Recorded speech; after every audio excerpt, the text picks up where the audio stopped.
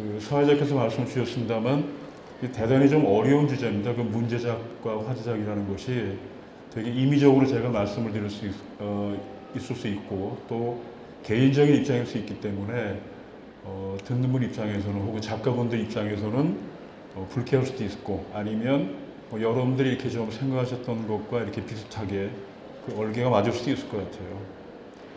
기획자로서 전시를 만들거나 저도 컬렉션을 합니다. 제 신분을 속이고 몰래 구입을 하거든요. 신분이 이렇게 좀 노출되면 부담을 가지세요. 이렇게 싸게 주시려고 하는 분도 계시고 또 그렇게 하면은 또 뒷말이 나올 수도 있고 그래서 신분을 속이고 아니면 그 직원을 통해서 이렇게 몰래 하기도 하는데 저는 되게 소박하게 월급장이기 때문에 이렇게 좀 소품이라고 그러죠. 적은 작품을 부담이 안 되는 범위 내에서 컬렉션을 하고 꽤 했어요.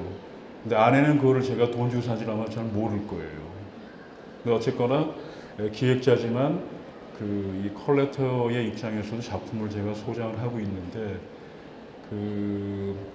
제가 이제 주로 일을 해왔던 곳이 미술관이기 때문에 이 갤러리라고 불리는 화랑이라든가 뭐 아트 스페이스 또는 대형공간 등등의 성격하고 미술관에서 이렇게 꾸미는 전시의 성격하고는 좀 다를 수 있습니다. 아무래도 미술관에 이제 민간이 출자를 해서 만들었던 또는 국가나 지자체가 출연해서 공간을 설립을 했던 간에 공공재라고 부릅니다. 공공재. 그러니까 공공의 이익을 이렇게 우선하면서 이런저런 프로그램이 작동되는 곳이고 화랑이나 갤러리 또 이런 아트페어 같은 경우는 어떤 또 분명한 목적이 있죠. 그 작가분들의 어떤 그 생산물, 작품을 지적인 결과물을 소통과 소비시키는 관객과 만나는 어떤 접점의 공간을 이렇게 꾸리는 분들이 운영하는 공간이기 때문에 일단은 소와 소비를 목적으로도 한다고 볼 수 있어요. 소통이라는 개념도 있고요. 근데 미술관은 어떤 경제적인 교환 가치로 그 작품이나 작가를 이렇게 풀어낸다기보다는 약간 사회적인 교환 가치라든가 아니면 아까 말씀드린 소통의 공간으로서의 더 역할을 이렇게 강조하는 그쪽에 좀 방점을 찍고 있다라고 볼 수 있어요. 그래서 살인미술관이 내가 내 돈 갖고 세웠으니까 내 마음대로 한다 라는 것도 틀린 말은 아닌데 주로 지향하는 어떤 지점은 공공의 어떤 선을 이렇게 바라보면서 프로그램이 만들어진다라고 볼 수 있어요. 그러니까 두 공간의 성격이 작가와 작품을 이렇게 매개로 이렇게 프로그램이 빚어지는 공간이지만 그런 성격의 구분에 의해서 여러분이 이렇게 접하실 때 보게 되는 작품과 또는 구성 또는 크기라든가 이 전시를 꾸리는 형식이 조금 다를 수밖에 없을 겁니다. 그거는 여러 가지 이유가 있겠죠. 미술관은 아무래도 공간이 좀 크고 물론 작은 공간도 있어요. 일본에는 그렇게 아기자기한 이렇게 다루는 작품과 작가의 성격에 따라서 공간도 이렇게 아기자기하게 이렇게 좀 만들어져 있지만 한국은 미국 문화를 주로 받아들였는지 몰라도 미술관은 다 큽니다. 부시미도 크고, 그죠? 대시미도 크고, 제주미도 크고 다 커요. 공간이 헤비합니다. 물론 사립미술관 같은 경우도 이제 경제적인 여건상 크게 만들 수는 없지만 어지간하면은 이렇게 큼직큼직하게 하려고 하는 가장 최근에 지어진 사비나 미술관이라는 곳이 서울 은평구에 있거든요. 그 공간도 개인이 설립했다고 보기에는 되게 큰 공간이에요. 그래서 제법 국내에 있는 미술관들은 좀 공간이 큰 편이고 이른바 갤러리나 화랑으로 불리는 공간들은 아무래도 그죠? 공간이 상대적으로 좀 작습니다. 상대적으로입니다. 그러다 보니까 그 안에서 소개되는 작품들도 형식이나 전시 규모나 작품의 크기도 공간에 아무래도 좀 영향을 받거나 공간의 형편을 고려해야 되기 때문에 조금씩 작아질 수 있죠. 이 정도 큰 공간의 상업 화랑은 드물지 않습니까? 그래서 그런 좀 차이가 있는데 아까 말씀드린 공공재로서의 공공의 어떤 기능을 우선시하는 미술관은 아무래도 판매를 못하게 돼 있기 때문에 아이콤이라고 하는 프랑스 파리에 본부를 둔 그 국제박물관 그 협회 기구가 있습니다. 거기에 이제 그곳이 제정한 그 윤리 강령이라는 것이 있기 때문에 미술관이 그 미술관의 컬렉션 내지는 전시를 통해서 그 중개, 매매 행위를 하면은 윤리적으로 저촉을 받게 되어 있어요. 그러나 화랑이나 갤러리들은 일단 등록 자체가 그 도소매업이라고 하나요? 하여튼 그런 성격을 분명히, 그러니까 제가 드릴 말씀은 이 OX 개념이 아닙니다. 다르다는 얘기예요. 역할이.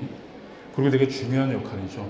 그래서 그런 어떤 기능과 역할을 하기 때문에 아무래도 그 관객의 미감을 자극하거나 관객이 좀 지갑을 열 수 있는 그 관객들의 욕망을 자극하는 이제 그런 작품들이나 전시를 아무래도 100%는 아니겠지만 조금 더 신경 쓸 수밖에 없겠죠.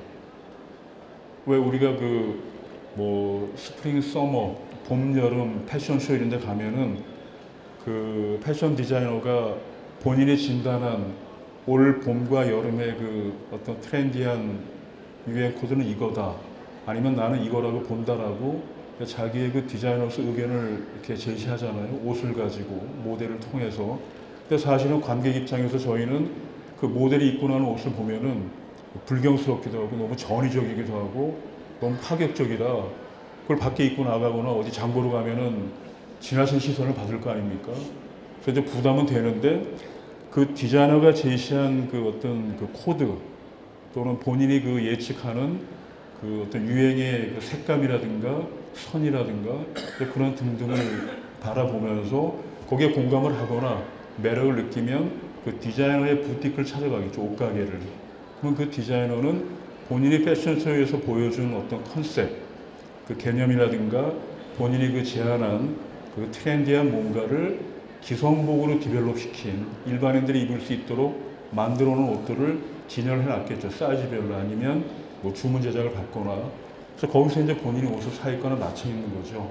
그래서 어찌 보면은 미술관에서 열리는 전시나 비엔날레급 전시들은 패션쇼 같은 거라고 말할 수 있어요.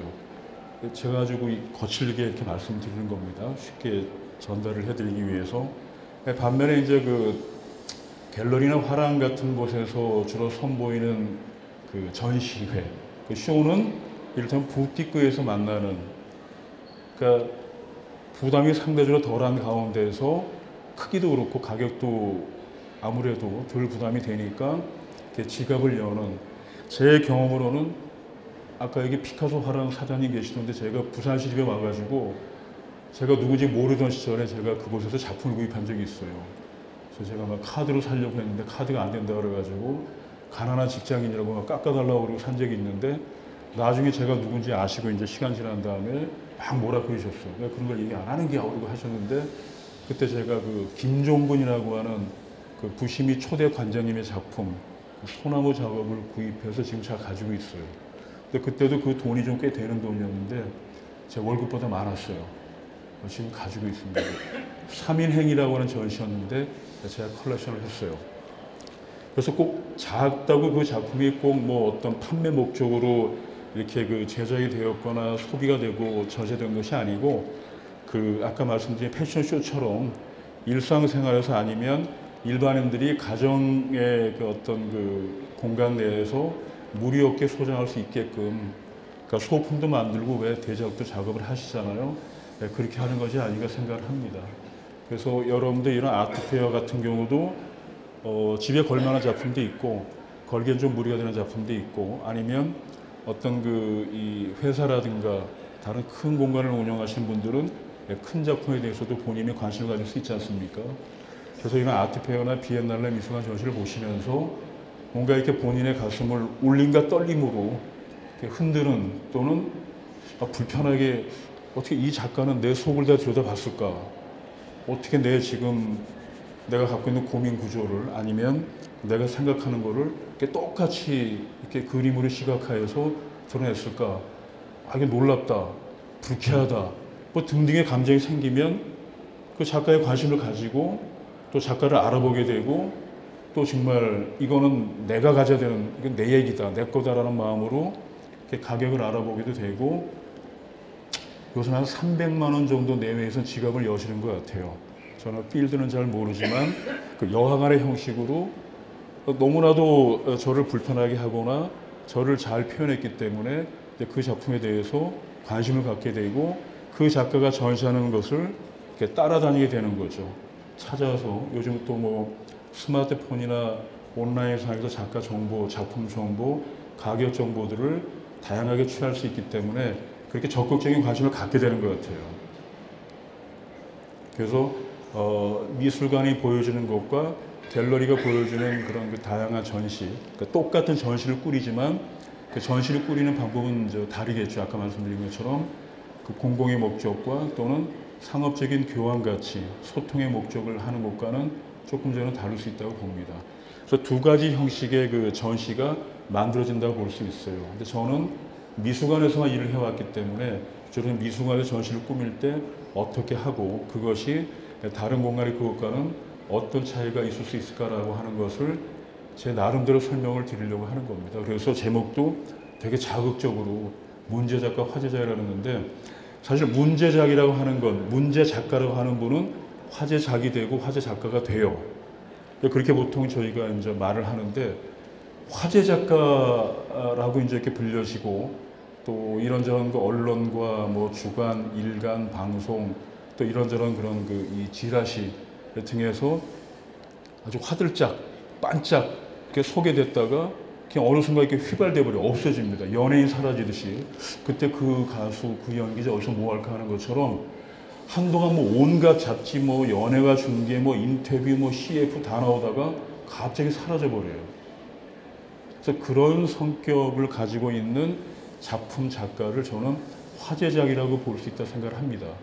다만 문제 작가는 뭐냐면 화제 작가라고 불릴 수도 있지만 이분은 주로 미술사에 남을 사람들이에요.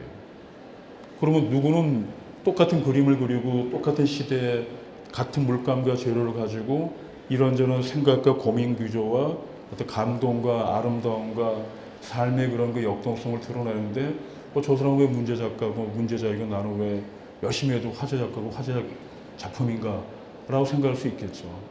그래서 이 문제라고 하는 거는 흔히 뭐 저도 어릴 때 어머니한테 그 문제라는 얘기를 가끔 들었습니다만 무슨 트러블을 일으키는 그런 사람이 문제 작가나 또는 그런 어떤 트러블을 야기한 작품을 갖고 있는 것이 문제작이라기보다는 이 미술의 각 장르들이 그 그림을 그리는 행위가 그 원시 시대 때부터 시작이 돼서 지금까지 이어지고 있는데 물론 목적은 달랐죠. 뭐 사냥을 많이 하게 해달라, 뭐 들소를 잘 잡게 해달라, 우리가 다치지 말게 해달라, 아이를 많이 출산하게 해달라, 이런저런 그런 그 어떤 그 현세 구복적인 또는 기복 신앙을 담아낸 것, 또 지금의 미술도 그런 게 있죠. 그렇게 오랜 시간 지속이 되어 왔지만 또 오랜 시간 그 미술이 진화도 하고 발전을 해왔지만 그 진화 발전 과정에서 뭔가 앞서 있었던 그 무엇과 지금의 어떤 사회 현실과 지금의 이런저런 그 구조에 대해서, 그죠? 그 옛날에도 사회가 다 있었겠죠. 사회니까. 그래서 그런 고민 구조를 가지고 작가들이 미술을 어떤 그 우리가 회화 조각, 뭐 공예, 뭐 사진 등등으로 부르고 있습니다만 그 장르가 가지고 있는 어법, 화법, 작법을 이렇게 극복하고 변화시키고 팽창시키려고 하는 어떤 내적인 그런 그 고민 구조가 있는 작업인지 또는 사회가 가지고 있는 어떤 당대성, 그 잘된 점, 못된 점, 괴로운 점 또는 희노애락을 반영을 해서 풀어 보이려고 하는 그런 고민 구조가 비교적 많이 배어 있는지를 좀 보려고 하는 것이죠. 그래서 그런 작품들이 주로 미술관에서는 소개가 되어진다라고 볼 수 있어요. 그러니까 다 그렇다는 얘기가 아니라 주로 또 제 경험적으로 그렇습니다. 우리가 흔히 말하는 이제 블록버스터라는 것도 미술관에서 많이 벌어지고 있지만 지금의 블록버스터는 보통 그 시립미술관을 언론이라든가 기획사가 공동 주최 형식으로 대관을 해서 공동 주최 형식의 대관이면 대관료를 감면받습니다. 그리고 입장료 수입 정도만 기획사가 대부분 가져가거나 아니면 미술관하고 지분 분배를 하죠. 1대 9든 8대 2든 뭐 5대 5든. 그러니까 그런 식의 블록버스터가 이제 사실은 대종을 이루고 있지만 제가 말씀드린 미술관의 블록버스터는 내부의 큐레이터에 의한 기획력에 의해서 지금 왜 부심이에서 피카소를 왜 이 시기를 소개하는가라고 하는 명분을 분명히 가지고 만드는 블록버스터를 말씀드리는 겁니다. 그런 의미의 블록버스터와 아니면은 이런저런 작가들을 이 종횡으로 이렇게 그룹핑을 해서 어떤 하나의 메시지를 담아내는 거죠.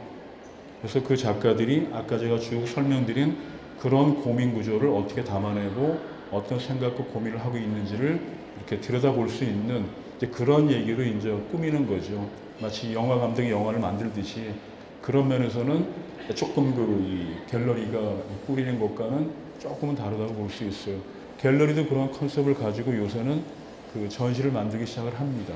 약간 서사적인 미술관이 놓치고 있는 부분을 건드리기도 하고 일종의 그 틈새 특화 전략을 가지고 화랑도 상당히 그 노력을 하고 있는 건 맞아요.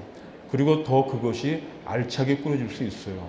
미술관만이 다 이렇게 이렇게 아주 밀도 있게 힘 있게 풀어낸다기보다는 각각의 어떤 형편을 통해서 이렇게 그 반대 경우가 될 수도 있고 더 감동을 주는 경우도 많아요. 꼭 큰 대작을 많이 거려야 하는 데 아니고 그 컨셉트에 맞게 개념에 맞게 적절하게 잘 이렇게 좀 풀어내면은 그게 더 큰 감동을 주는 것 같습니다. 그래서 요는 그 미술이 가지고 있는 또는 미술 행위가 어떤 가질 수 있는 또는 작가가 할 수 있는 역할에 대해서 스스로 이렇게 변증법적인 고민이 있는지를 보는 겁니다. 변증법적이라는 고민은 좀 어렵긴 하지만 이런 거죠. 그러니까 엄마한테 아버지한테 미쳤어? 나는 엄마처럼 안 살 거야. 라고 하는 게 제일 센 거예요. 근데 이제 살고 보니까 엄마처럼 사는 것 같기도 하죠. 그러니까 세 가지인데, 그러니까 어머니가 살아온 방식, 정말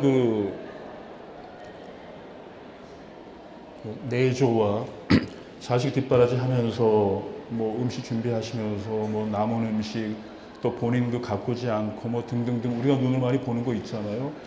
그러니까 그거를 정말 나는 엄마처럼 살기 싫은 그게 가장 강력한 원래 고유의 미술이 가지고 있는 회화가 가지고 있는 조각이 가지고 있는 장르의 속성, 어법, 화법, 작법을 거부하는 겁니다. 가장 세게 거부, 엔티, 반, 무조건 반대로 하는 거예요. 그 앞에 있는 누가 선생님이 어머니가 빨간색 끝나면 파란색. 그거 되게 그건 아주 악랄한 저항이죠. 무조건 반대입니다. 일찍 들어와! 안 들어갑니다, 일부러. 10시까지 들어오면 한 10시 한 반에 들어가거나 노골적인 저항이죠.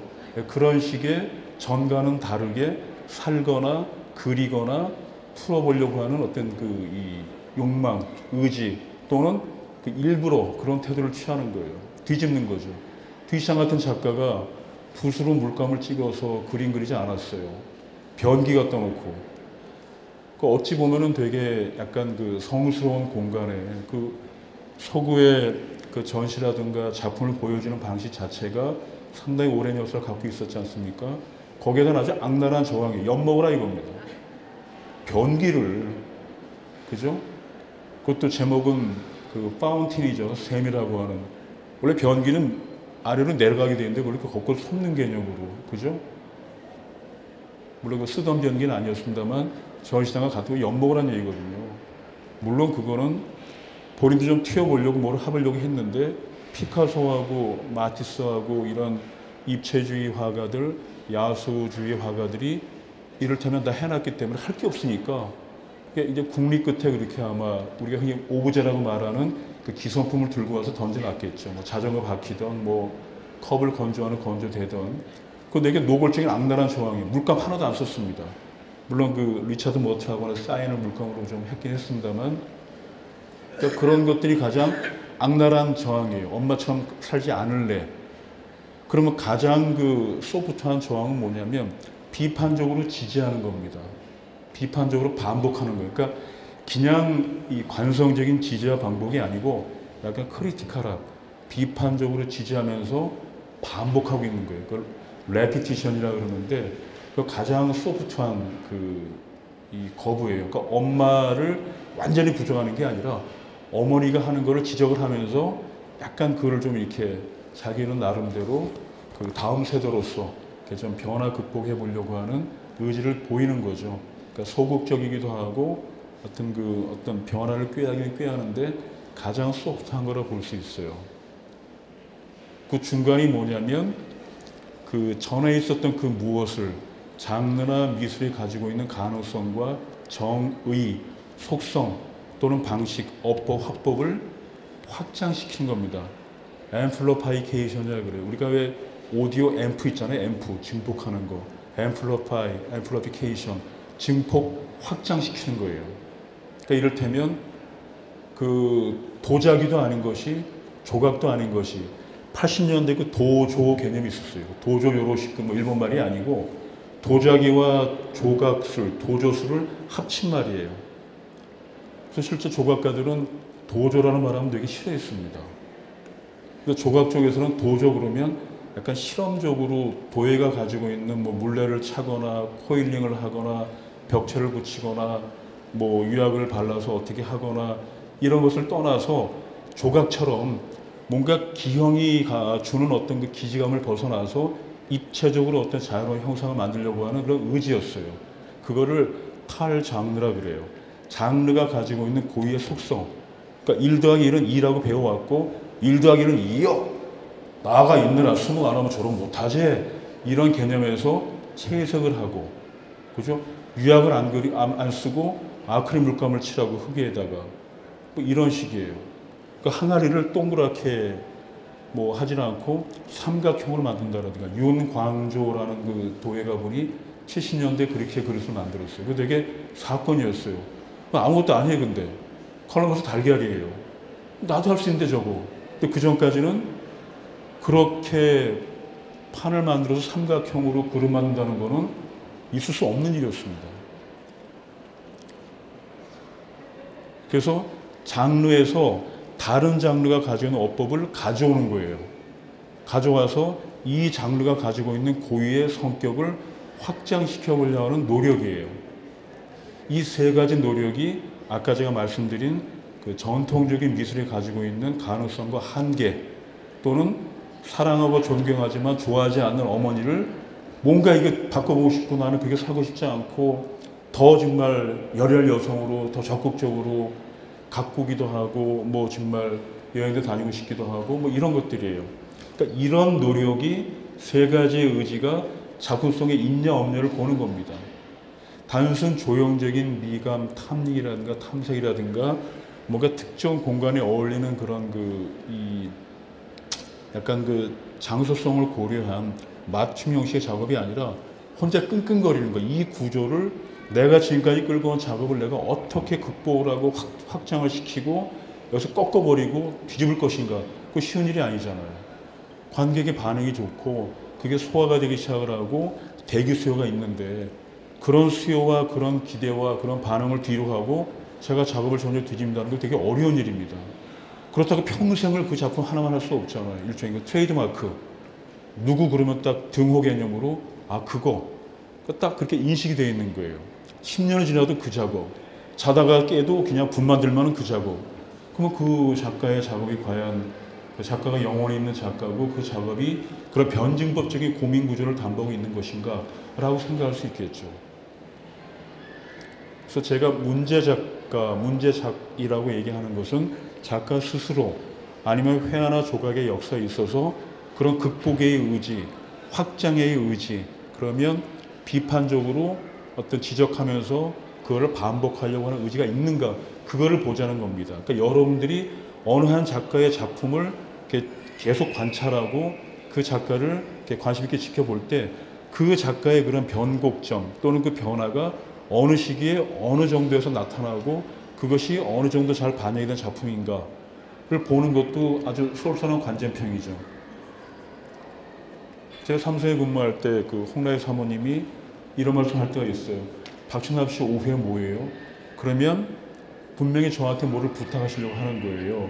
어떤 작품에 대해서 의견을 구하거나 아니면 그 전시를 보러 나가시는데 혼자 가시면 거시기 하니까 이제 그 보디가드하고 이렇게 나가시는데 이제 제가 이제 이렇게 뭐죠? 그 모시고 나가죠. 그럼 어떤 작품을 딱 보고 너무너무 아름답습니다. 너무너무 좋아요.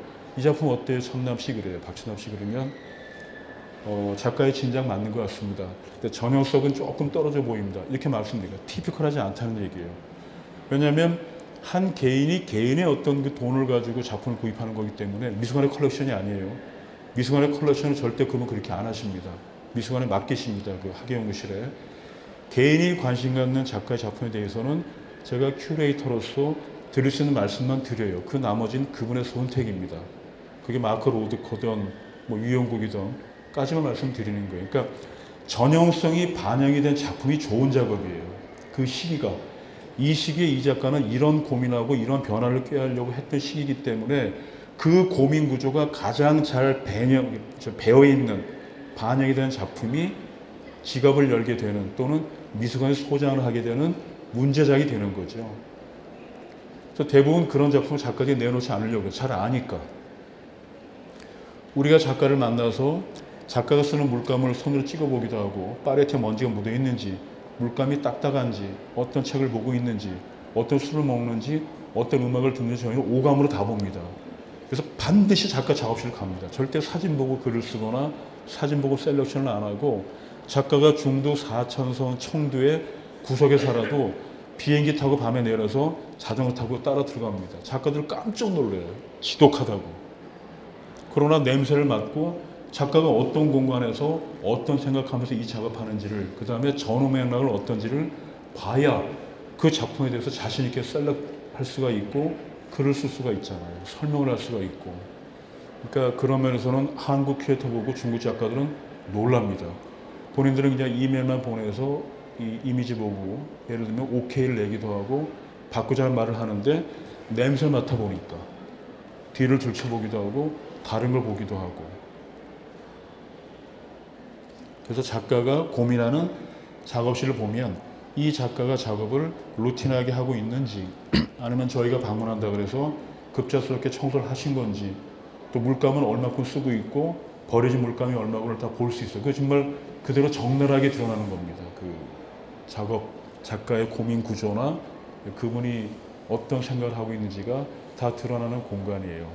그래서 여기 작업하는 분이 계시면 그 작업실을 방문한다는 분이 있을 때 그래도 손님을 맞이한다는 의미에서 어느 정도의 좀 이렇게 단장 아니면 청소를 하시더라도 저는 크게 안 건드시는 게 좀 좋을 것 같습니다. 있는 그대로 보여주시는 게.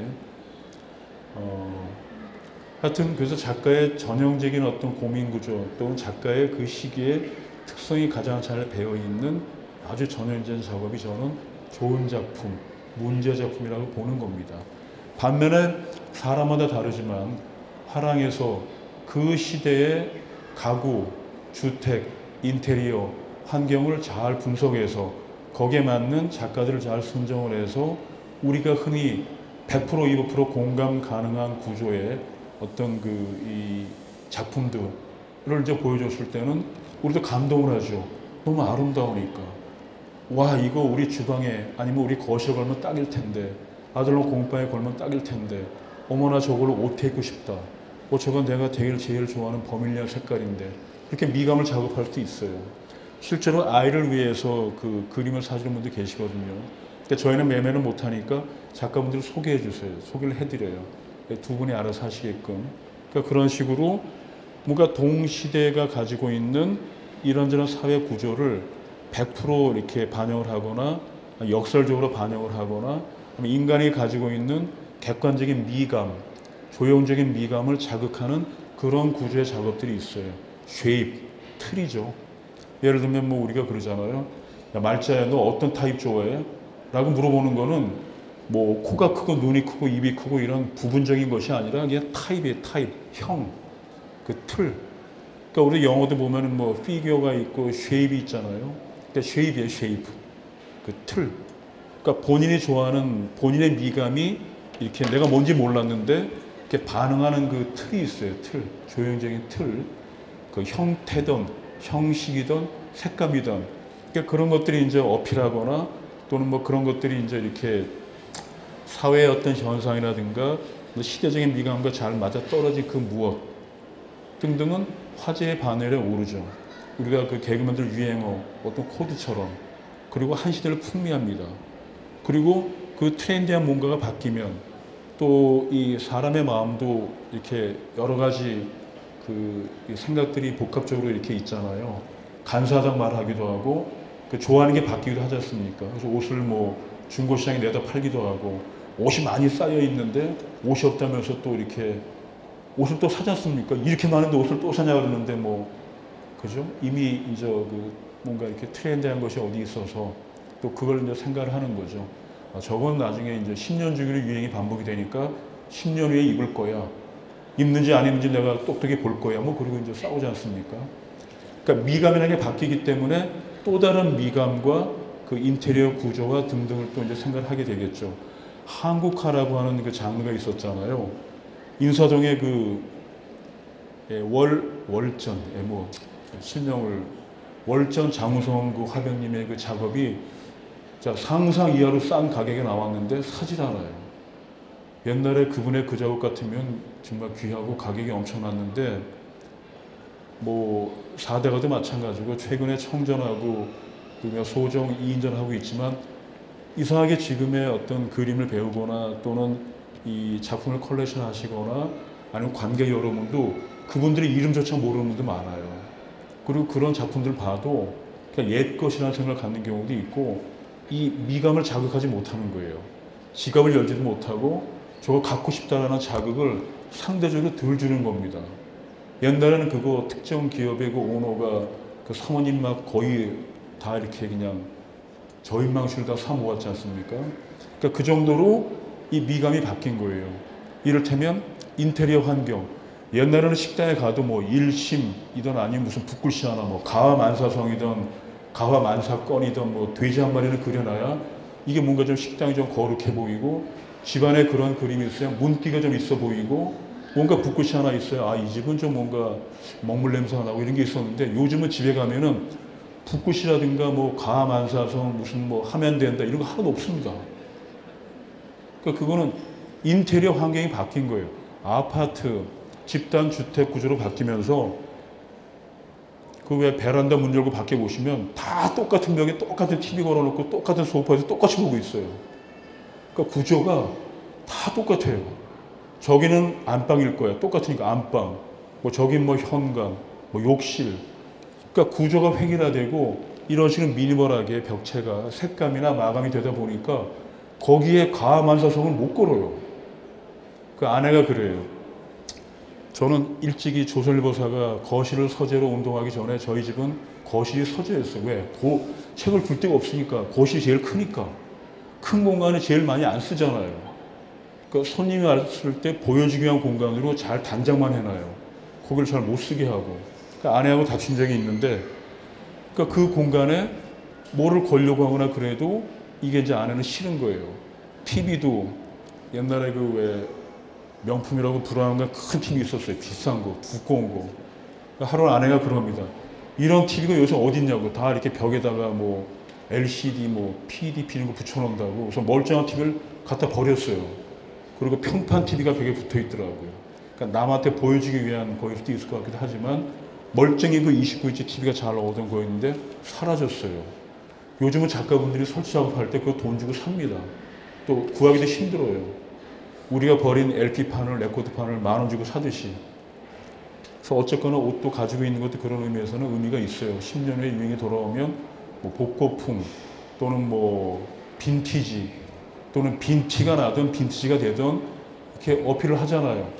요 소매가 다 달아서 이렇게 실밥이 나와도 멋스럽고 일부러 그렇게 입고 다니기도 하고 뭐 청바지에 구멍을 일부러 내기도 하잖아요. 제가 부심이 근무할 때 요 소매가 장모님이 사준 옷이라 제가 되게 오래 입고 다녔는데 이게 다 달았어요.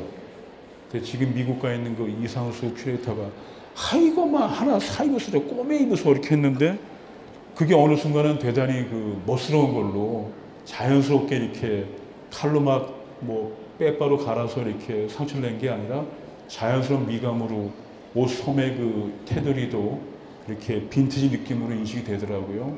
아무튼 말이 딴 데로 갔는데 그 아파트 공간 내에 회사 사옥이나 그런 데에 한국화를 걸면 진짜 안 어울려요.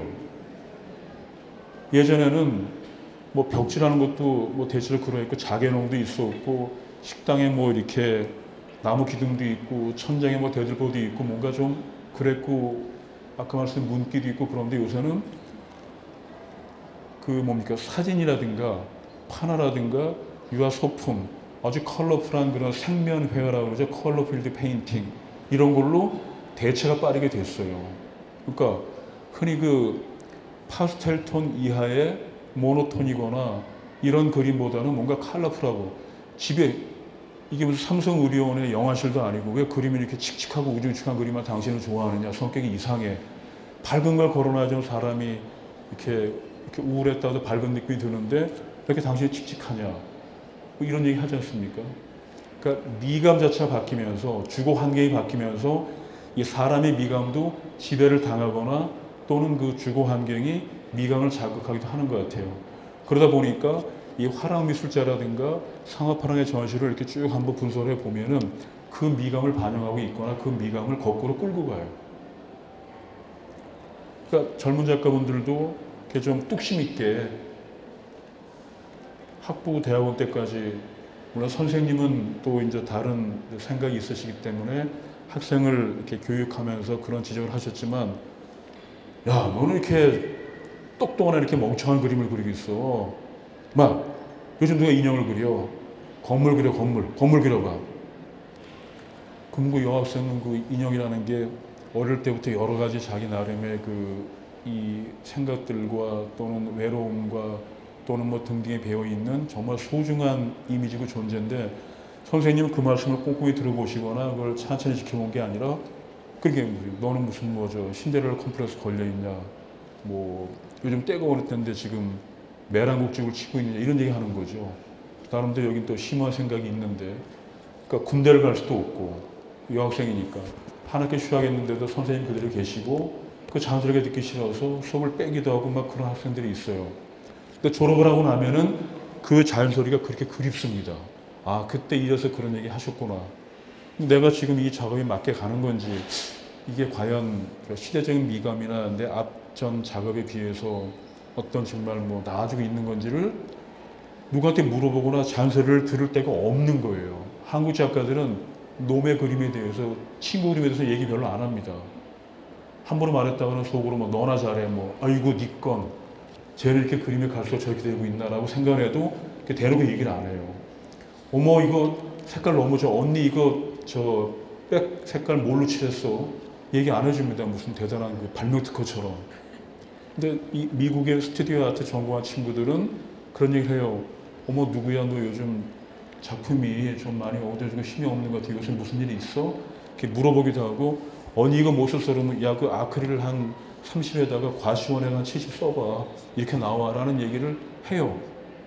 그러니까 요즘 젊은 작가들도 자기 작업에 대해서 좀 자신을 가지고 자기 호흡으로 정반합 구조를 가지고 낑낑거리고 이걸 한번 뒤집어보는, 또는 이거를 앞에 것과 합쳐보는, 그리고 이거를 또 극복해 보려고 하는, 그렇게 뺑글뺑글 돌아가는 역사의 수레바퀴는 엄마처럼 살지 않으려고 하는 딸의 노력에 의해서 이 모녀지간의 그 투쟁의 역사가 인류 역사라 그러잖아요.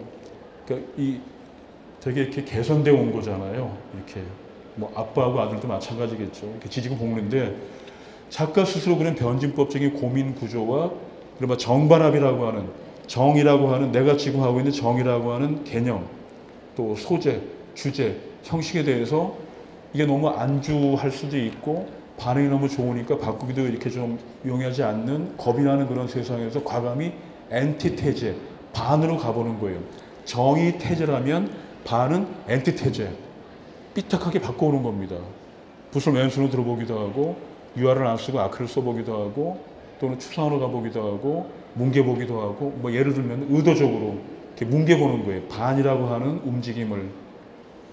그래서 반에 대한 나름의 어떤 이 작업에 좀 이렇게 몰두를 하다가 앞에 있던 정의 개념하고 한번 합쳐보는 거예요. 그럼 그게 합의 개념으로 가는 겁니다. 정반합. 그 신태제라 그래요. 태제, 엔티테제, 신태제. 그럼 그 신태제로 버무리다가 그게 시간이 지나면 또 그게 태제화 되는 겁니다. 자기의 하나의 트렌디한 뭘로, 어머 언니 요새 이런 거, 아 요즘 그 작가는 이거야 라고 하나의 정의 개념이 되면, 정의 개념이 또 오래 머무르고 그거로만 가게 되면 또 썩고, 고이면 썩으니까 거기에 대한 엔티 개념이 또 작동을 해야 되는 거죠. 그러니까 내 삶의 모습이 내가 기획자로서 꾸리려고 하는 전시의 어떤 지향이 영화 감독으로서 만들려고 하는 영화가 형식이 내가 작가로서 그림을 그려내는 지금의 작업이 정의 단계인가 반의 단계인가 합의 단계인가를 볼 수 있을 것 같아요. 그래서 그 구조 안에서 고민하시면 저는 뭘 그릴 것인가 내가 어디에 와 있는가 고민이 덜 할 수 있다고 봐요. 내가 작품에 대한 컬렉션을 하더라도 정반합의 구조로 저는 컬렉션을 하고 있다고 봐요. 그래야 컬렉션의 종다양성이 생기죠. 너무 하나만 다 갖고 있는 게 아니라 일색이지 않고 물론 그게 백화점식으로 온갖 걸 다 갖고 있는 게 아니라 내가 관심 갖고 있는 영역에서 정반합의 어떤 한 작가의 정반합의 구조를 내가 갖고 있는지 그 세트를 내가 갖고 있는지를 보는 것도 재미있는 컬렉션의 방식일 것 같아요. 뭘 사야 될지 모르고 화랑 주인분이 설명을 잘 해주시고 거기에 매료가 돼가지고 아니면 한순간에 콩깍지가 씌어서 혹해서 샀는데 나중에는 이게 마음에 별로 안 드는 거예요. 그렇다고 내놓자니 뭐 여러 가지를 좀 거시기 하고 갖고 있게 되는 그래서 조금 더 적극적으로 공격적으로 주도적으로 능동적으로 컬렉션을 하거나 작업을 하실 때는 정반합의 그림을 그리시면 저는 어떨까 하는 생각이 들어요. 우리 삶도 그런 것 같습니다. 안주하지 않고 조금 더 바꿔보려고 하는 그게 엔티 개념이든 그 앰플리피케이션, 증폭 확장 개념이든 비판적인 지지, 레이트 개념이든 우리가 흔히 왜 모더니즘, 포스트 모더니즘 얘기하잖아요. 포스트 모더니즘의 포스트도 모더니즘에 대한 세 가지 태도입니다. 그 포스트도 하나, 비판적인 지지, 둘째, 증폭 확장, 셋째, 거부예요. 그래서 모더니즘에 대해서 포스트 모더니즘을 후기 모더니즘, 반 모더니즘, 탈 모더니즘 세 가지 해서 그 외에는 없습니다. 후기 모더니즘이라는 얘기는 앞에 모더니즘을 인정하는 거예요. 긍정적으로. 다만 비판적으로 디벨롭 하려고 하는 겁니다. 그래서 그런 약간 소프트하면서 앞에 모더니즘의 철학과 형식과 또는 뭐 이런저런 그 태도를 인정하되 그거를 비판적으로 좀 끄집어내 보려고 하는 노력이 후기 모더니즘이에요. 그러니까 포스트 모더니즘의 가장 약한 양상. 가장 극렬한 모더니즘에 대한 그 반대적인 태도는 아까 말씀드린 엄마처럼 살지 않을 거라고 하는 모더니즘의 모든 작법과 화법과 태도와 개념을 부정하는 겁니다.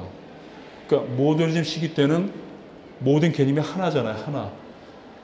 그러니까 빨간 사과. 이 박스 안에는 홍옥만, 빨간 사과만 놔두는 거예요. 그러니까 못난이 사과라든가 멍들었거나 약간 척기가 있는 건 다 빼버리는 게 모더니즘의 강령이에요. 그러니까 하나로만 뭉칩니다. 나머진 나가놀아라. 서구. 그 제3세계 아시아는 나가놀아라. 메인이 아니에요. 중심이 아닙니다. 남성, 여성은 빠져 있어요. 백인, 흑인, 황인종은 빠져 있어요. 이게 모더니즘의 논리입니다. 그러니까 되게 심플해요. 하나의 그 덩어리로 딱 닫혀 있어요. 우리가 옷을 보고 그림을 보고 모던하다. 그게 뭡니까? 심플한 거예요. 레스한 겁니다. 그 리틀의 비교급 레스. 덜한 거예요. 무당치처럼 온갖 색이 다 있는 게 아니라 폴리크롬이 아니라 모노크롬. 심플한 거 단색조. 패션도 심플해요. 참 옷이 모던하다. 선이 심플한 거죠. 신발 참 모던합니다. 언니 오늘 머리 참 모던해. 그럼 언니 오늘 머리 참 포스트 뭐 이거 정신 사납다는 얘기 막 지글지글 볶고 막 여기 막 뭐 튀어나오고 덧대고 막 이런 거예요. 그러니까 정신 사나운 게 포스트 모더니즘을 볼 수 있는 거예요. 아주 심플하게 비교하면은. 그러니까 모더니즘은 뭔가 전 시대와 다르게 모더나이즈 하고자 하는 노력이었고 그것 때문에 세상이 바뀌고 또는 세상을 바라보는 태도가 바뀌었지만 심플하게 바뀐 거 어떤 틀로 하나의 거대한 담론 구조 안에 틀로 지배적인 세력이 딱 규정 짓고 나머지는 그 규정 틀 안에 들어오지 못하는 그런 우를 범한 거예요. 그러니까 우산 밖에 있는 사람은 다 비를 맞는 거예요. 우산 안에만 있으면 비를 안 맞는 거예요. 저놈은 우리 학교 출신 아니요. 계속 외로울 수도 있죠. 옛날 같은 경우는. 밖에서는 저 사람은 저 학교 출신이라고 그러는데 그 학교에서는 그 학교 출신 아니라 그래요. 그러니까 밖에서 비 맞고 있어야죠. 그럼 후기 모더니즘이 가장 약하고 반 모더니즘이 가장 센 거예요. 모더니즘이 그렇게 닫혀있으면 열어놓습니다. 세모라고 딱 규정되어 있으면 네모. 정삼각형이 아니고 이등변 삼각형, 원, 타원형 이것들이 공존하는 세상이에요. 공존하는 주의입니다. 그게 포스트 모더니즘의 미덕이에요. 빨간 사과, 못난이 사과, 찌그러진 거, 덜 익은 거, 작은 거, 큰 거가 공존하는 거예요. 그러니까 모더니즘은 OX입니다. 삼각형만 남는 거예요. 사각형은 X, 넌 아니야. 미감이 아닌 거예요. 어떻게 그런 그림을 그리냐. 그런 그림 누가 그래? 그런 거 그리는 거 아니야. 추상해, 추상. 야, 설치가 설치다. 설치해. 우리 설치자. 뭐 이런 거예요. 모더니즘 이를테면. 근데 포스트 모더니즘은 설치도 하고, 메랑곡죽도 그리고, 유화도 하고, 톱밥에 섞어서 쓰기도 하고, 종이 위에 유화를 그리기도 하고, 캔버스 위에 지필목을 쓰기도 하는 거예요. 공존. 그러니까 모더니즘은 OX. 맞다, 틀리다. 너는 맞아. 너는 틀려. 나가 놀아라. 너는 왜 또리는 저렇게 공부도 잘하고 어머니 말씀 잘하고 너는 왜 그 모양이냐. 이게 어머니의 모더니즘적인 꾸짖는 태도예요. 포스트 모더니즘은 이럴 수도 있고 저럴 수도 있고 그러니까 딱 정해진 닫힌 개념에 열려있는 겁니다. A일 수 있고 B일 수 있고 영어로 말하면 either A, O와 B 개념이에요. 그게 공존하는 거예요. 그래서 포스트 모더니즘은 맞다 틀리다가 아니라 다르다예요. 제 사각형? 나하고 다르네. 그리고 그걸 인정하는 거예요. 또 사각형? 나가 놀아라. 아닙니다. 같이 있으면서 인정하는 거예요. 서로 다른 가치를 인정하는 그 개념이 톨러런스하고 불어로 똘레랑스입니다. 그게 포스트 모더니즘을 가장 압축적으로 함축한 말이에요. 똘레랑스. 공존하는 거예요.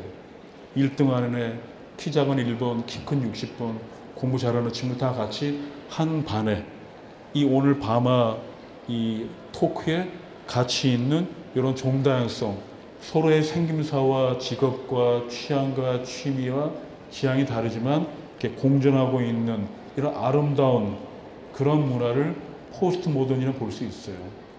이게 만약 모더니즘 시대의 어떤 그 프로그램이라면 남성분들 일어나세요. 잠깐 나가주세요.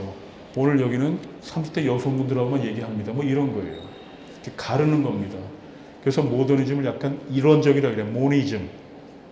포스트 모더니즘은 다원주의, 플루럴리즘이라 그래요. 다원적이에요. 여러 가지 공존.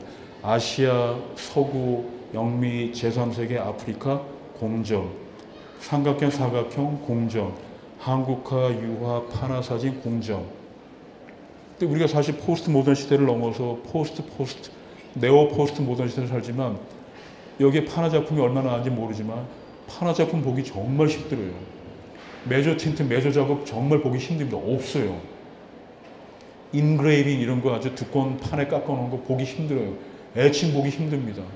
예전에는 초상화 보면은 인물화 보면 절했어요. 감사하다고. 아이고 그래도 이렇게 인물화를 그리시는군요. 산수 풍경을 그리시는군요. 고맙습니다. 아니 다 추상하고 다 설치하더라도 누구는 인물화도 그리고 누구는 풍경을 그려야죠. 도대체 풍경 인물을 볼 수가 없어요. 그런 시절이 있어요. 90년대, 2000년대 다 누가 잘 그리나 굳이 사진이 할 일을 왜 회화가 하고 있냐면 똑같이 그리고 환댕이 틀어서 벽에다 틀어놓고 똑같이 따라 그립니다. 세상이 좋아져서 빔 프로젝트 틀어놓고 똑같이 그려요. 이 작품은 제가 부산시립 근무할 때 부산시립 10주년 개관기념 때 돌아요 부산의 전시에 출품되는 작품들이 걸리니 깜짝 놀랐네요. 이분의 노래 제목을 따서 그 전시를 돌아요 부산항이라고 했었습니다. 10주년 기념제를. 얼마 전에 20주년 기념제를 했지만 아무튼 그 다양성을 인정하고 공존하는 거예요. 그래서 학교나 학생이나 작가나 관객이나 컬렉터나 기획자나 그 톨레랑스, 다양성을 존중하는 다름과 차이를 인정하는 그 태도가 필요한 게 맞다 틀리다가 아니고. 그래서 모더니즘 시대 때는 그렇게 나눠졌잖아요. 선생님과 학생 또는 뭐 기성과 또는 뭐 제도와 또는 언더 또는 청년 이런 식으로 그 시절이 다 지나가서 지금 아름답게 공존하는 사회이기 때문에 시대이기 때문에 미술도 좀 다양하게. 제가 중국 가서 재작년에 중국의 자금성에서 그 국제 판화 동맹이라고 알리앙스가 창설이 됐어요. 거기 한국이 정말 작게 출품됐어요. 캐나다나 영미권이나 뭐 일본이나 중국의 그 판화 인구가 상당하거든요. 워낙 또 사람이 많으니까.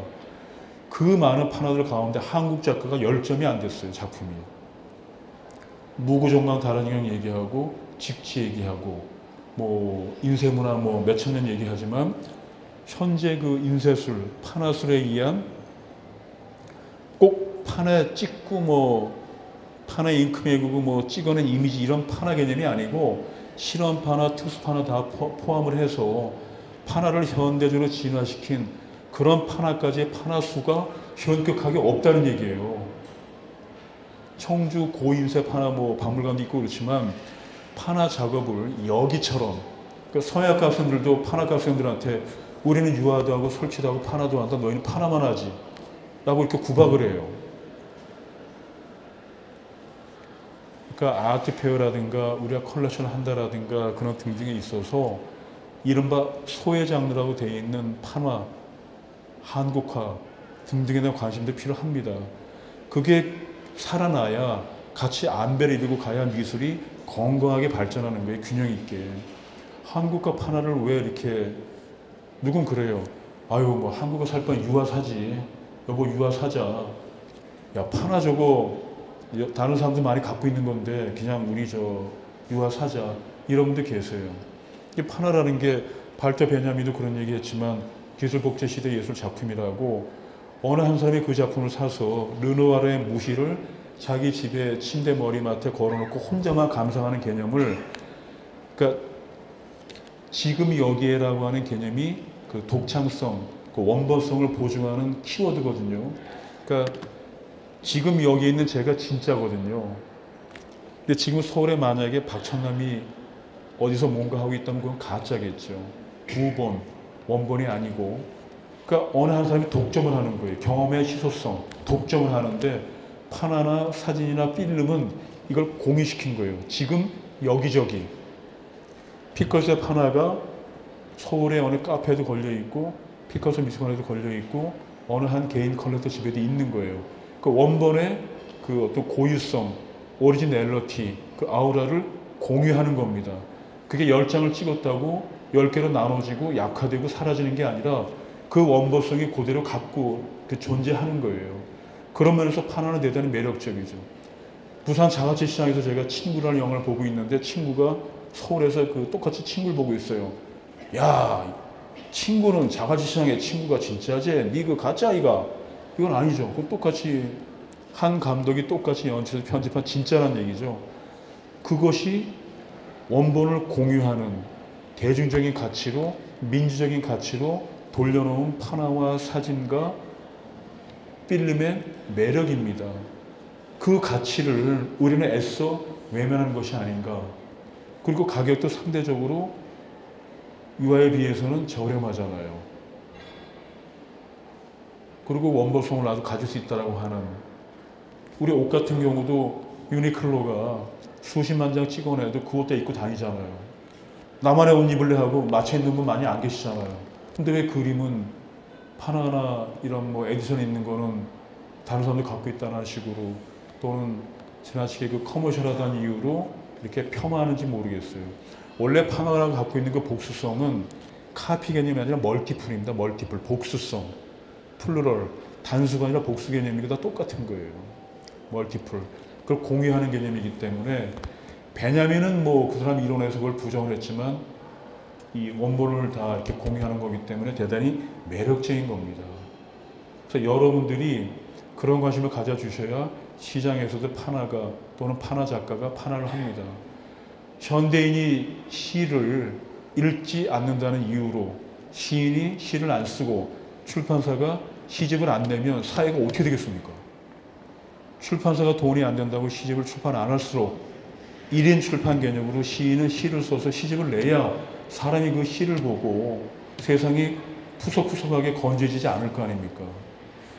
그러니까 시를 읽어주는 움직임, 판화에 대한 관심을 가져주는 움직임이 있으면 저는 미술이 조금 균형 있게 발전을 하고 판화도 물론 반성을 해야 됩니다. 아까 말씀드린 것처럼 변증법적인 고민이 없었어요.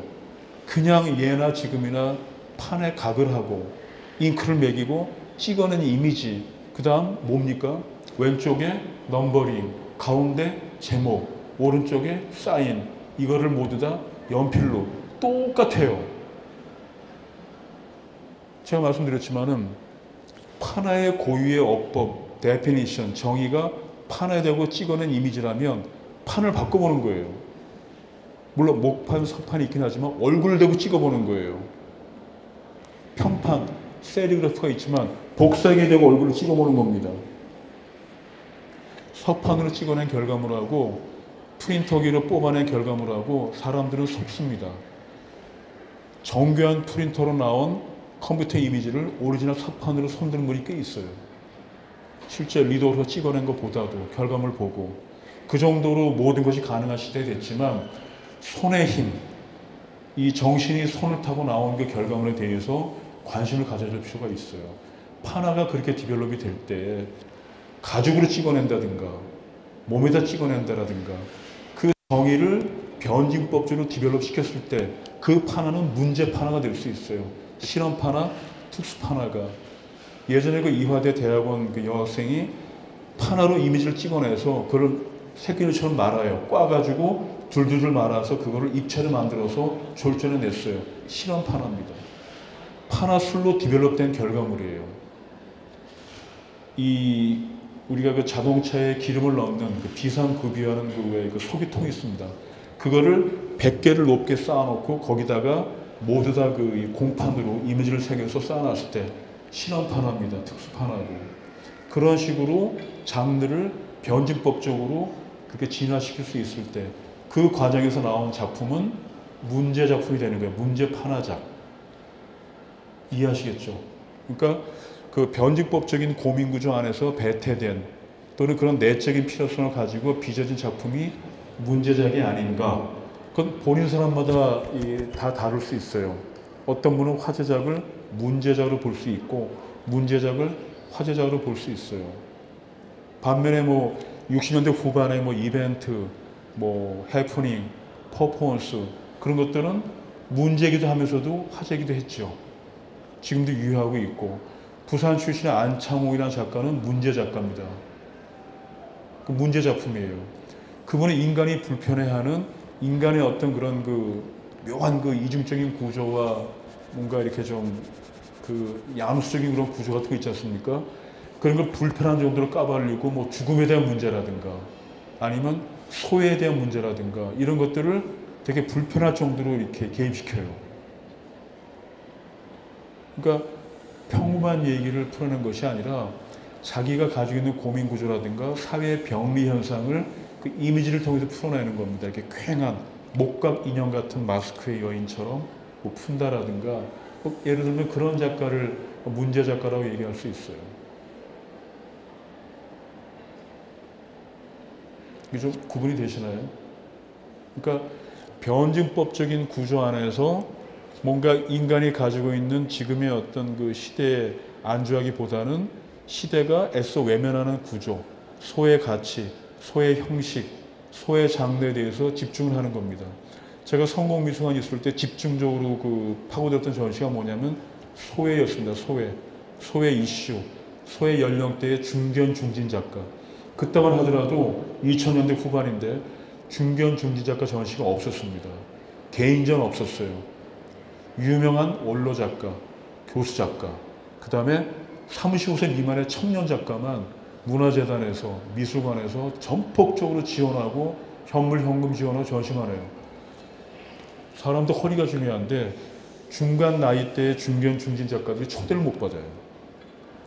무슨 미술관이 살아있는 젊은 작가 개인전을 하느냐? 개인전은 안 열어줘요. 그리고 전부 다 화라이나 미술관이 젊은 작가, 레지던시 젊은 작가. 도대체 35세는 어디서 나왔나? 헌법에 있나? 청년이 35세인지 없어요. 어디서 나왔나? 그러니까 따라가 보니까 60년대 초반에 파리 청년 비엔날레 참가 자격이 35세였어요. 그러니까 그 당시에 거기 참여했던 박서브로스키 또는 뭐 무슨 등등등의 분들이 35세를 쓰기 전에 30세 된 거예요, 그냥. 지금은 우리가 왜 살고 있는 나이를 1.2로 곱해서 한 10년 정도 아래를 옛날 나이로 보잖아요. 그러니까 50이면은 뭐 한 38, 40 이런 식으로 많이 낮아졌지 않습니까? 어디 뭐 경찰들 서 있으면 애 같잖아요. 애. 그죠? 예전에 고3만 돼도 그냥 영감 같았는데 그게 낮아진 거예요. 사회 환경이 바뀌고 의술과 과학기술과 그 삶의 조건이 나아지면서 상대적으로 제가 젊게 사는 거예요. 건강하게. 신체 건강이라든가 의술에 의해서 120, 150을 살아야 되는, 저희가 그렇게 안 살고 싶어도 무조건 살아야 되는 그런 시대에 살고 있는 겁니다. 지금 저희가. 그러니까 그런 환경이 바뀌면서 우리가 애써 이렇게 외면하고 있는 그런 그 구조, 또는 그 나이 밖에 있기 때문에, 중간에 껴 있기 때문에 여기저기서도 지원을 못 받거나 관심 못 받는 그 낀 세대를 관심 갖자고 치고 나갔습니다. 그래서 중견 중진 작가 집중조면전을 개인전으로 막 때렸어요. 반회고적으로. 그 전시는 작가한테 보여준 전시입니다. 당신이 지금까지 이런 시간을 거쳐서 이런 작업을 하고 지금 여기에 와 있습니다. 당신의 전실 좌표, 작업 좌표는 여기입니다. 한번 돌아보고 앞으로 어떻게 나아갈지를 고민해 봅시다 라고 작가분께 보여주면서 힘을 주는 전시였어요. 돌아보세요. 2009년 이후로 대한민국의 미술관 화랑에 중견 중진 작가 개인전들이 엄청 많아졌습니다. 중견 중진 작가 얘기가 많아졌습니다. 상대적으로 원로 작가가 사라지고 젊은 작가가 사라지고 있어요. 중견 중진 작가가 지금은 되게 항아리 모양처럼 이렇게 불룩하게 단단하게 한국 미술 받치고 있습니다. 그들이 원로 작가 반열에까지 잘 갈 수 있도록 디딤돌을 놔주는 게 컬렉터나 화랑이나 어찌 보면 미술관과 지원 제도할 일입니다. 젊은 작가 지원하다가 중간에 끊어져 버려요. 원로까지 가야 되는데 아이 태어나죠. 물감 재료값, 공간 임대료 등등등등등. 전시도 봐야 되고 요즘 또 베니스도 가야 된다 그러잖아요.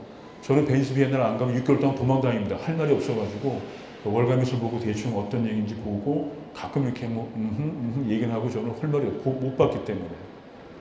아무튼 그래서 그 중견 중진을 집중 치고 나온 거예요. 포스트 모던의 가치하고도 똑같습니다. 소외된 것들을 부활 재활시키는 거예요. 다원적으로 중견도 살고 원로도 살고 젊은 친구도 살고 청년도 살고, 다만 안배, 기관에 따라서 기획자에 따라서 균형만, 그죠? 1대, 3대, 4대 뭐 이런 식으로 이렇게 균형만 둘 뿐입니다. 그래서 컬렉션도 그렇게 하시면 이게 단타 전략이든 장기 전략이든 아마 또 다른 재미가 있으실 거예요. 지켜보는 재미 내지는 어느 정도 이스터블리시된 작가에 대해서 한 번 더 이렇게 좀 재실험을 한다든가 뭐 등등등. 그래서 작품을 보실 때는 그 각자의 미감도 중요하고 갖고 있는 철학도 중요하고, 내 관심은 주로 문제 작가인지 나는 문제작 너무 헤비하고 또 너무 좀 그래서 나는 좀 화제작 쪽으로 좀 가보고 싶어라든가 그런 지향을 가지시고 그 안에서도 변증법적으로 그 작가의 그런 것이 보이는가라는 걸 좀 들여다보시고, 특히 아까 말씀드린 것처럼 그 지금 소외되고 있는, 그러니까 중견 중진을 또 키우다 보면은 또 다른 쪽이 소외가 됩니다. 그 기울어진 운동장처럼. 그럼 이쪽을 조금 더 눌러주는 거예요. 그래서 그런 소외된 형식과 가치, 연령대, 장르 등등을 두루 보시면 아마 보람도 있으시고 의미도 있을 겁니다. 그러니까 소외된 연령대는 중견 중진, 소외된 형식은 추상, 소외된 장르는 판화, 한국화, 그죠? 조각 같은 경우도 모델링. 요새 조각 모델링 뭐 이렇게 있는 조각 같은 거 보기 힘듭니다. 그죠? 그러니까 그런 식으로 소외된 뭔가에도 조금 더 관심을 가지시면 조금 더 미술 시장이, 아트페어가, 미술관 전시가 또는 그 화랑의 이런저런 다양한 어떤 정시 양태가 조금 더 풍부해지고 풍성해지지 않을까 그런 생각입니다. 아까 말씀드린 세 가지. 흔히들 그럽니다. 작가분들이나 학생들이 고민하는 게 선생님들이 이렇게 툭툭 던지는 말이 전통이란 말이에요. 너 좀 전통을 좀 현대화시켜봐라. 너 이렇게 전통을 무시하냐 이런 말 하거든요. 근데 저희가 사는 방식이나 삶의 태도나 누가 작업을 하거나 저희가 어떤 관습적인 그 역할을 하더라도 그 모두는 전통과 반드시 관련이 있습니다. 아까 제가 말씀드린 그 세 가지 틀하고 똑같아요. 전통을 비판적으로 지지하고 있거나 따르고 있거나 전통을 확장시키고 있거나 전통을 거부하고 있는 거예요. 그래서 모든 건 저희가 어떤 행동을 하든 다 전통과 관련이 있습니다. 학생들이 그림을 그릴 때도 야, 좀 전통을 좀 생각해봐라. 이미 그 학생은 전통을 고려하고 있는 거예요. 뭘 하든. 포스트의 느낌이 NT와 탈, 그죠? 반, 탈, 후기듯이. 그죠? 그 다음에 어떤 미학적인 또는 이 컬렉션 또는 제작과 기획에 있어서의 태도가 레피티션, 반복이든지 앰플리케이션, 확장 증폭이든지 그 다음에 레피디에이션, 거부든지 그 똑같은 축입니다. 세 가지. 우리가 르네상스 이후에 500년 동안 그죠? 고전주의, 낭만주의, 자연주의, 사실주의 거치면서 실물과 똑같이 하늘은 하늘색, 피부는 피부색, 땅은 땅색, 나무는 나무색 정해진 색이 있었잖아요. 그거 감히 건드리기가 어렵습니다. 원근법이라고 하는 선원근법이 있어서 그 건축에서 많이 쓰는 그 투시도법 있잖아요. 그 소실점이 있는 베니싱 포인트가 있는 그 한 점이 화면 안에 있던 화면 바깥에 있던 소실점이 하나든 아니면 두 개가 있던 우리가 왜 저 풍경 같은 데 보면은 소시점이 두 개 있기도 하나 있기도 하잖아요. 그 소시점을 향해서 베니싱 사라지면서 작아지면서 초밀조밀해지면서 그림이 깊이감이 있는 것처럼 실제 공간에 깊이가 있는 것처럼 솔고의 그림을 보고 참사가 헤딩해서 기절하듯이 속잖아요. 그걸 눈속임이라고 그래요. 트롬프 레이유라고 미술사에 쓰는 용어지 않습니까?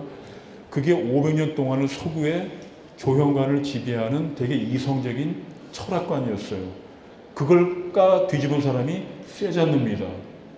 세잔느 그때는 완전 또라이였어요. 또라이. 저 해괴망측한 조형 논리를 가지고 저런 그림을 그리는 사람을 얘기했는데 지금은 현대 미술사 책을 펴면 세잔느가 제일 첫 번째 나옵니다. 현대 미술의 아버지예요. 어마어마한 숫자의 자식을 거느린 아버지를 등극해 있습니다. 그러니까 그때는 또라이였는데 그때는 틀렸는데 지금은 맞는 거예요. 이 사람은 교주도 아니고 교조도 아니고 저 꼭대기 정점에 계신 분이에요. 그분이 뭘 했습니까? 원근법 부정. 그죠? 뒤로 갈수록 희미해지고 좁아지고 작아지는 것이 아니라 뒤가 더 커. 뒤가 더 자세하고 생트 빅토라 산이라는 그림 보시면 앞에 있는 채석자나 이쪽이 흐물흐물하고 뒤에 있는 산이 또렷하고 원래 실물 색깔로 원래 동양이나 서양이나 저 뒤에 있는 이미지나 어떤 색감은 이렇게 푸르스름한 그 초록빛 나는 색감으로 이렇게 문대버립니다. 그냥 백붓으로. 그걸 공기원근이라 그래요. 동양화에서는 중국화에서는 공기원근. 그러니까 그 사이에 많은 공기들이 층들이 있기 때문에 그렇게 보이는 거예요. 선원근도 마찬가지죠. 그렇게 뿌옇게 뭉개는 게 많았었는데 세잔느는 그거를 거꾸로 뒤집은 거예요. 전경, 중경, 후경이 있다면 후경을 전경처럼 그려버린 거예요. 왜? 본인이 관심 갖고 본인이 더 애정하는 풍경이 저 뒷풍경이다 이거예요. 그러니까 사진으로 말하면 앞에 걸 날려버리고 포커싱을 뒤에다 한 겁니다. 렌즈질을. 그죠? 포커싱을. 그러니까 르네상스 이후에 500년 동안 그 화면을 구성하는 질서에 익숙한 사람이 보면은 이건 불경스러운 거예요. 이단하고. 근데 그 사람이 그런 행동을 했기 때문에 큰 노력 안 하고 다 그 영향을, 그 영양가를 다 빨아먹은 작가들이 누굽니까? 피카소하고 마티스예요. 세잔느가 보여준 거는 형태의 혁명. 그죠? 그 다음 세계 혁명이었습니다. 물체의 고유의색을 부정하는 또 형태를 그런 식으로 뒤집거나 원근으로 선원근에 의해서 집어넣지 않거나 본인의 주관에 의해서 그걸 뭐 모리스 메를러 뽕띠라는 사람은 현상학적인 지각론이라 그래요. 그건 너무 어려우니까 자기 주관, 자기 마음과 자기 경험이 가 있는 내가 저 동산에서 뛰어놀았고 저기서 뭐 순이와 술래잡기 했고 그 공간을 더 애정하는 거예요. 주관적으로. 근데 형태 심리학적으로 보면은 형태가 이상하죠. 안 맞고 형태가 나간 거예요. 중국의 중앙미술학원의 왕아샹이라는 그 교수 작가가 있습니다. 이분이 틀리면 틀린 대로나 책을 썼어요. 그 중앙미술학원이 중국에서 제일 가는 미술대학인데 아니 학생들을 가르쳐야 될 교수가 다른 사람 열심히 그런 거 가르치고 있는데 틀리면 틀린 대로나 책을 써버렸으니 뭐 어떻게 되겠어요? 우리가 화실에서 그림을 대생을 배워도 야, 턱이 좀 튀어나왔다 깎어. 그러면 어떤 학생은 안 지웁니다. 안 지우고 가만히 있다가 선생님이 가고 나면 그때 지워요. 자존심. 내 눈에 저렇게 보인다 이겁니다. 내 눈에 아그리빠가 난 이렇게 보여. 반칙면에서 안 지우고 자기 고집으로. 나중에 이렇게 살짝 지우잖아요. 그러니까 그거를 인정해 주자는 거예요. 왜 각자의 개인 관습과 경험과 심리 상태가 다른데, 주관이 다른데 왜 똑같이 섞어 나와야 되느냐. 그거를 자기가 자기 나름대로 그린 그림을 인정해 주자는 게 틀리면 틀린 대로입니다. 그냥 자연스럽게. 그래서 이분이 이제 그런 책을 쓰거나 뭐 그런 등등의 학교를 그만두게 됐어요. 학생들이 난리가 났습니다. 그 선생 데려다 주고 학교가 다시 모셔왔습니다. 지금 중앙미술학원 그 빵리준하고 동기인데 지금 판학과 교수로 있어요. 그리고 그분들은 판화만 하는 게 아니라 설치, 영상, 입체, 회화, 판화 다 합니다. 통합 챔피언이에요. 제가 오늘 새벽에 귀국해서 새벽 5시 반에 인천공항에 떨어져서 집에 가서 씻고 옷 갈아입고 바로 발로 이름 내려온 건데 동탄역에서 그 수신핑이라고 중앙미술관 부원장 역시 판학과 교수예요. 그분의 개인전이 그 민생미술관에 있었거든요. 그래서 금요일날 가서 1박 3일을 갔다 온 거예요 지금. 그 의리를 지키기 위해서 그 판화 전공하는 사람들이 판화를 어떻게 풀어보이겠는가 그걸 그냥 보고 온 거거든요. 예, 자비로. 그러니까 그 친구들은 그렇습니다. 똘레랑스 열려 있는 거예요. 우리가 왜 미술대학 들어가서 1학년 1학기 때 그 누드 데생 크로키를 하지 않습니까? 남자 모델 있는 경우도 여자 모델이 있는데 여자 모델 있으면 여자 모델대로 남자 모델 남자 모델대로 학생들이 똑같은 모델을 보고 그린 그림도 자기를 그리 다 자기 그립니다. 화실에 와서 그림 배운 사람들 석고산 그림 다 자기 얼굴 그립니다. 왜? 가장 많이 본 얼굴이기 때문에. 그러니까 가장 많이 본 자기가 익숙하기 때문에 다 함께 그리거든요. 그림도 우리가 관심을 갖거나 구입을 할 때는 본인이 관심을 갖고 구입한 작품만 계속 보게 돼 있어요. 그쪽 형식으로만.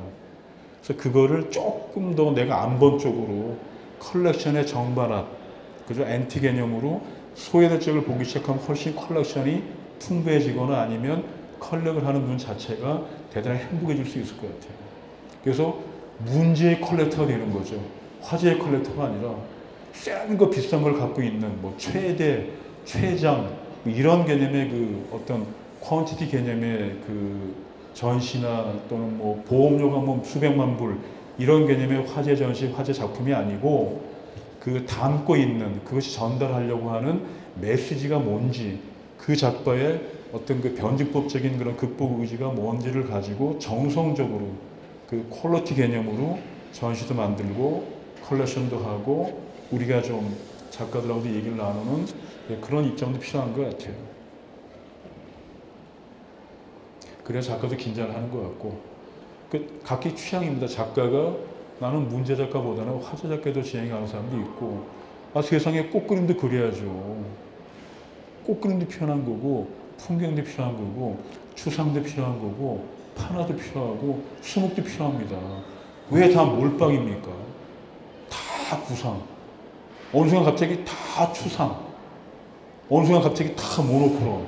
옛날엔 뭐 모노크롬이라고 그랬죠. 지금 단색하라고 얘기하는 것들을 우리의 모노는 그 왜 유니폼 할 때 유니 단색의 그 모노 개념이죠.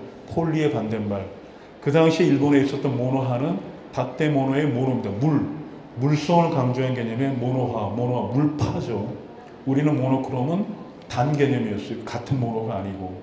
그러다가 어느 순간에 2000년대 들어서 평면회화라고 불렀어요. 평면회화. 그래서 평면을 PIONG라고 MION이라고 영어로 쓰기 시작할 때가 있었습니다. 2000년대. 그러니까 모노크롬이라는 말을 안 쓰고 평면회화라는 말, 평면이라는 말을 썼어요. 자연이라는 말도 JAYON이라고 영어로 쓰기도 하고 우리가 길을 키라고 쓰듯이 근데 지금은 어느 순간 또 단색화가 됐어요. 단색화는 뭐 DANSAEK 이렇게 쓰잖아요. 그래서 저희가 문체부에서 그 다국어 용어사전 만들 때 단색화를 설명하는 단어가 영어 단어가 6개가 나왔어요. 부산시는 미술관이 영어로 치면은요 3개가 있습니다. 부산 뮤니시펄 뮤지엄 오브 아트, 부산 뮤지엄 오브 모던 아트, 부산 뮤지엄 오브 아트. 영어로 3개, 부산에는 부산 시립미술관이 3개 있습니다. 영어로 찾으면. 지하철역 역명도 계속 바꿨잖아요. 로고 타입도 바꾸고. 아무튼 그 단색화도 그렇게 변화를 겪은 거예요. 뭐 이게 다 녹음이 되고 있는 것 같아서 제가 공개적으로 말씀을 못 드리겠지만, 이번에 아마 아트 가이드에 단색화 유감이라는 말로 단색화에 대한 공격을 방어하는 윤진서 선생의 칼럼이 나올 거예요. 그 전에 홍가이라는 박사가 단색화의 미학적인 부재에 대한 지적을 한 적이 있었고, 이것도 좋아요. 메타크리틱 개념으로 어떤 크리틱이 나오면 메타 개념으로 또 이렇게 지적을 하고 또 지지고 볶는, 그래야 담론이 풍성하죠. 스승님이 한마디 했다고 다 가만히 있고, 한국의 전통으로 수묵이지, 최소 가만히 있다가 수묵 주창하는 돌아가니까 뭐 유홍준, 뭐 이태호 또는 뭐 등등의 분들이 뭐 민화가 우리나라의 뭐 어쩌고저쩌고 고구려 고분명가도 뭐 채색이었다, 재색이지, 뭐 이런 얘기 나오고. 저는 메타크리틱이 풍부할수록 저는 이론과 실천이 균형 있게 발전할 수 있다고 봐요. 그런 거를 용인하는 제자가 스승을 밟으면 멋진 논리를 가지고 치고 들어오면 또 논리로 또 메타를 하면 되잖아요. 그 똘레랑스, 왜 그 똘레랑스가 안 되는지, 논문은 왜 여기 쓴 거를 디딤돌로 해서 또 다른 논문이 나가는 게 아니라 다시 재료로 가서 또 쓰고 또 쓰고 또 쓰고. 그래서 우리나라 조금 좀 그 관용, 그 똘레랑스가 좀 이렇게 확산이 돼서 그런 것들 좀 인정하고, 또는 풍성한 논문과 그런 그 어떤 컬렉터들의 그 이 문화 또는 전시 문화 또는 그 생산 문화, 창작 문화 등등이 나왔으면 좋겠어요. 제가 주어진 시간이 몇 시까지죠?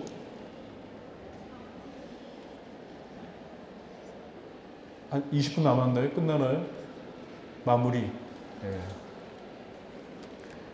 아무튼 두서없긴 없었는데, 그러면 르네상스는 그러면 뭐 본인들이 그린 그림이 더 완벽하고 뭐 원근법, 색채론, 캐논이죠, 비례론, 퍼펙트 했느냐?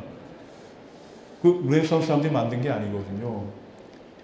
고대 그리스 로마 시대 때 기원전 5세기 때 폴리클레이토스라고 하는 그 당시에 이제 이른바 과학자이자 뭐 그 그러니까 조각가이자 이런 분이 계셨는데, 그때 이미 로마 시대 때 우리가 그 폼페이 벽화도 보면 알 수 있지만 원근법이 다 적용되어 있고, 인체 비례론이 나왔고, 캐논이라고 하는 캐논 비례론이 나왔고, 색채론이 다 개발돼서 나왔던 거예요. 그거를 르네상스 화가들이 가져온 겁니다.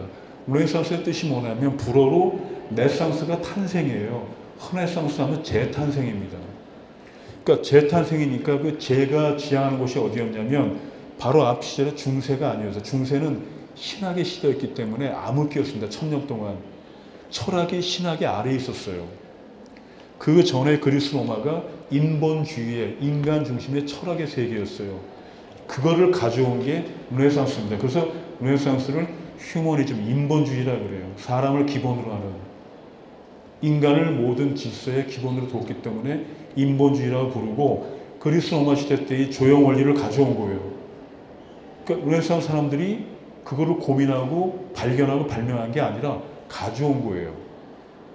그리고 그렇게 실제 사람이 살아있는 것처럼 이렇게 뽀샤시하게 아주 그 복가시를, 그라데이션을 퍼펙트하게, 하이라이트 반사, 하이라이트 중간톤 반사간 그림자, 아주 똑 떨어진 진짜 그 참사가 와서 헤딩할 만큼 공간의 깊이가 있는 것처럼 철저하게 평면 위에다가 시각적인 3차원적인 세계를 구하려고 했던 겁니다.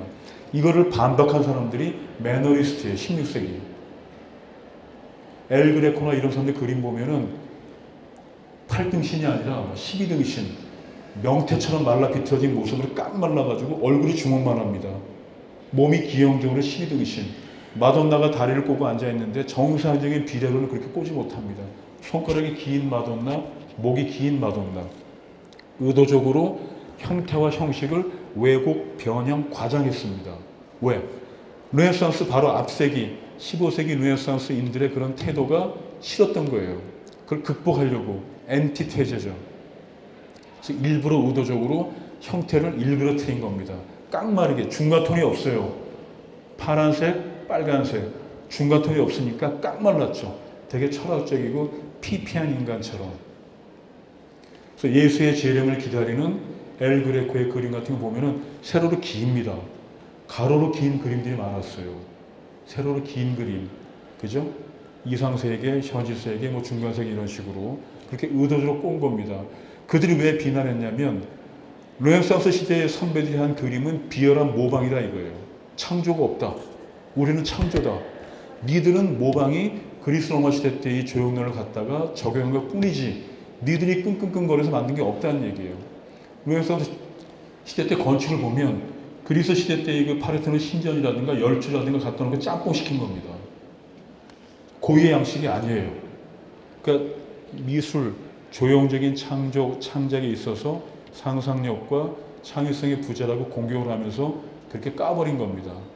그리고 그 깡마른 거를 극복하는 바로크가 남성적이고 풍부하게, 로코코가 여성적으로 정교하게, 그리고 이제 인상주의 나오고 세잔느 나오고 500년을 뭉뚱그려서 뒤집어 엎어버리는 거죠.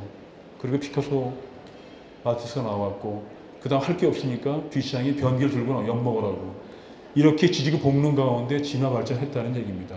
그 구조가 그거를 행위를 보여준 행동을 보여준 사람들의 작가들이 문제 작가고 문제 작품이 되는 겁니다.